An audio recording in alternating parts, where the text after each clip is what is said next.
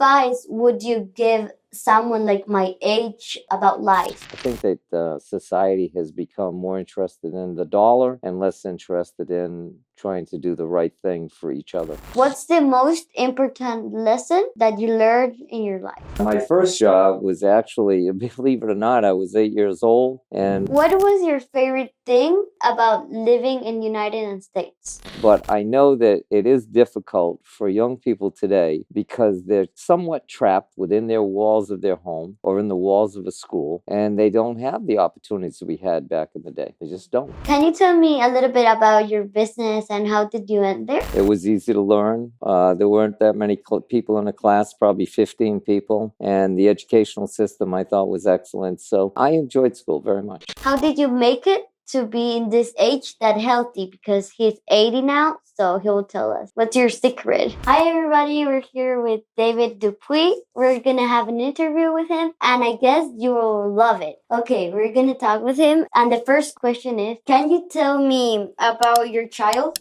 Sure. I was born in Massachusetts, and I lived there from right at 1944 up until 1978. And then I had moved to Florida. Where did you grow up? I grew up in Massachusetts in a small town called West Boylston. What was your favorite thing to do as a child? Well, I had a brother who was a couple years older, and we played most of the time together. Obviously, I was outside an awful lot. Times were great, and you could go outside, never had the fear of any problems. That made a lot of fun. It was a lot of fun growing up. Do you have any special traditions or family activities as a child? Not really. Obviously, I was like most children. Like growing up.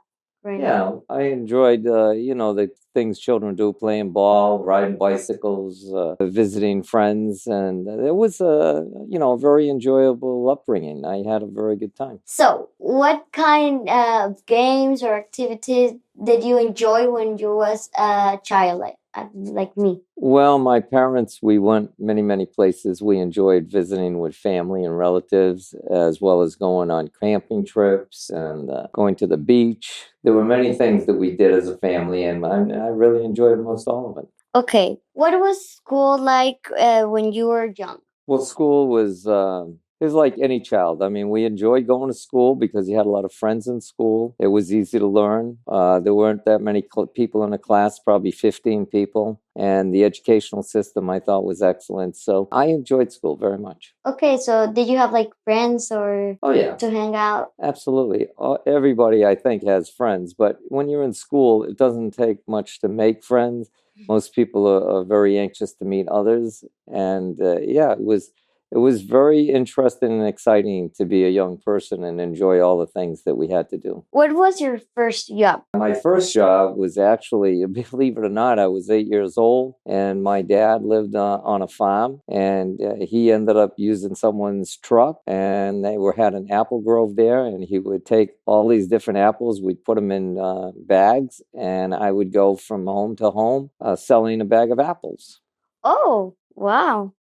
So you did it so young, right? Very young. That's so good. How did it shape you? I've been in sales all my life, so I guess it started at a very early age. And 8 years old was pretty difficult to be a salesperson, but I found that most people were very willing to speak to me, and obviously they wanted to help me. Being a child, they didn't mind passing $1 here. And that helped me. It helped my family, and it obviously gave me a start on being a salesperson. Okay. So, can you tell me like an adventure that you did when you were young that impacted your life? Yeah, I can tell you several adventures. My father had motorcycles from when I was a very young boy, and he used to take myself and my brother, the three of us, would go on one motorcycle and travel 75, 100 miles, going camping and going into the mountains and just enjoying the outdoors. And so that was quite an adventure to do that at that early age. Oh, so fun. What are some of the biggest changes you've seen in the world since you were young? Well, when you're young, you don't really pay too much attention to what the world's doing. You just pay attention to how your own life and family are going. But I can't honestly say that I can remember any special big adventures. in the world, but I certainly had many things that made me happy and helpful to make me grow up as a happy child. What was your favorite thing about living in United States? Well, I wouldn't know anything other than that because I was born in the United States and I basically have stayed in the United States. I've traveled since I'm older. I went to Africa. I've been to many of the Caribbean islands and Canada and Nova Scotia and places that, but I've never really been like worldwide. So places I went, many places in the United States, I always felt the United States was basically pretty much what they say it is, that it's a place to have opportunity and to see all the beautiful things that are involved in the United States. And so that was very exciting and enjoying. Are there any traditions you think are important to pass on to younger generations? Well, when I was young, things were quite a bit different than now because parents were closer to their family and neighbors were very close to each other. So the traditions are a little bit different now, and it's hard for young people to enjoy other people because they don't have the opportunity to visit like neighbors or to spend a special time with their friends outdoors. So I'm just happy that I grew up when I did. My children are quite a bit older than most children. I mean, they're not even children now, they're in their 40s and 50s. But because of the time that they grew up, they also had the opportunity to go through a really good childhood. And that helps them, I think, in their future. What advice would you give someone like my age about life? Well, I would hope that, a child at your age is going to have the opportunities that are the easiest to help you grow to be a strong and a good person. It's difficult because, like I say, the educational system is so much different today than it was when I was a young person. Back then, a teacher would take time and they would individually help each person as they needed it. And today, there's so many kids in classes usually that it's difficult for the teachers to perform the same as they did then. So I think the best thing to offer a young person is to try to do the things that you're asked to do and respect your family and try to help your friends and do well in your education. And that's probably the best advice I can give you. Yeah. What's one thing you wish you had know when you were like 10 years old? The one thing I would wish for when I was 10, that Santa Claus would come more often.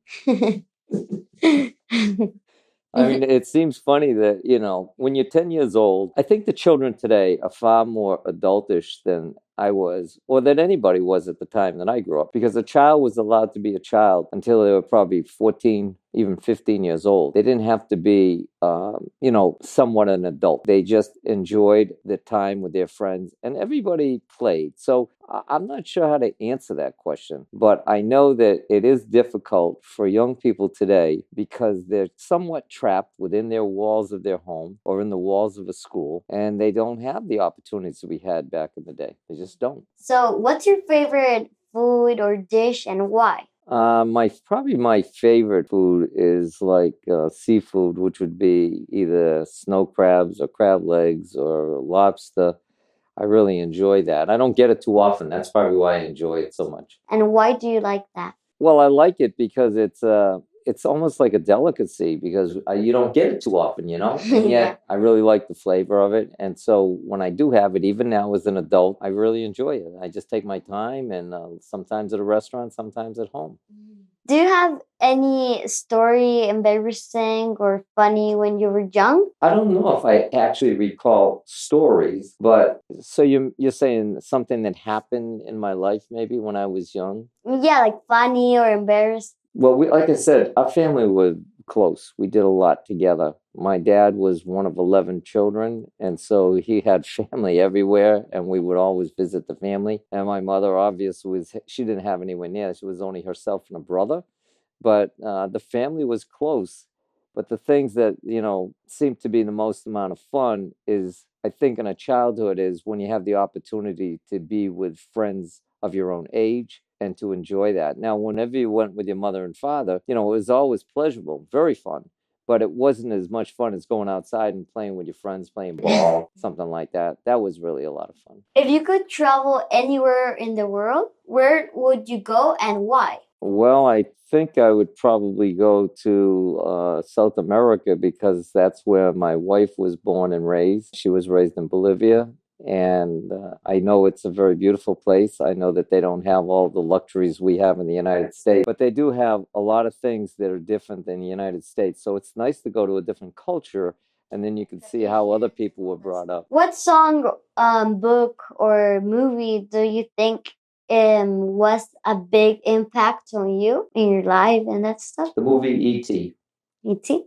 Explain what it was about. Well, E.T. was, like a little make-believe story about E.T. was like a make-believe character that came to the United States, and nobody even knew he was there. But he had one little boy that he became very attracted to, and the boy was attracted to him, and they became the best of friends.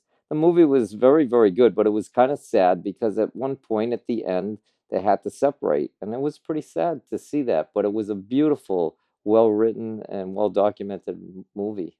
What's the most important lesson that you learned in your life? I believe the most important lesson I learned would be to be a person that has a lot of thought and consideration for others, to help people that need help, and also to protect your friends and your family as best you can. The rhythm of that helps everybody to just join in, and they all feel like a togetherness. That's good. How do you want to be remembered by your family and friends? Hopefully in a good way. I hope that they feel that I was a good person, and I tried to communicate and stay in touch with all of my family and friends. What do you love the most about being part of your family? Well, like I said, I grew up with family, and I think at the time the family was a very close knit, and most children had a very happy and good upbringing. And so I'm proud that I had that, and I'm proud that my family gave me that. So you really enjoy your family, right? I do. Is there anything you would like to share with me or future generations? I just hope that the future generations can blend together and work as a team where there's love and attention to all. I think that society has become more interested in the dollar and less interested in trying to do the right thing for each other. So, can you tell me a little bit about your business and how did you end there? Sure. I started in the automobile business in 1973, and I worked with my brother, and we actually worked out of my home.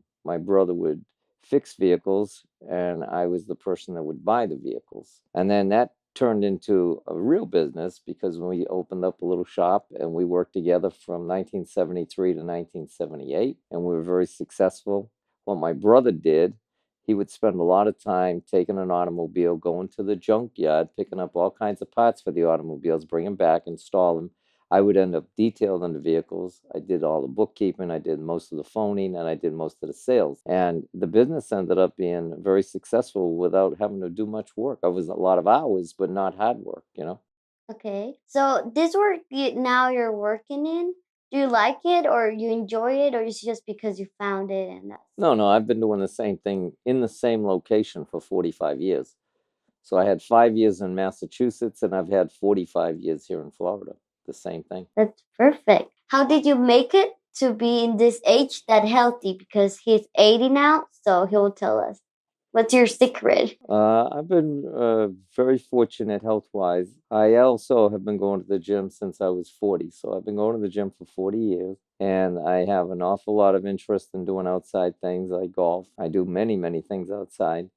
And then I also have a lot of time at work that I spend many times with my customers and with my help. And all of these contributed to me wanting to do the same thing over and over. And so I've never changed. Well, that's so good. So, it's so important to eat healthy, to go to the gym, so you will be like him when you're 80. So, this is how we're gonna end this video. Hope you guys love this video and learn about this super, super grateful man of 80 years old. And his name is David Dupuis, how we said. So, guess you love him. And, well, this is the end. Thank you, David. Thank you very much. Did you like this video? Don't forget to subscribe and tell us in the comment section below what you found most interesting in this story. If you would like to see more stories like this, click here. If you would like to see Dave's business success story, click here. Thanks for watching.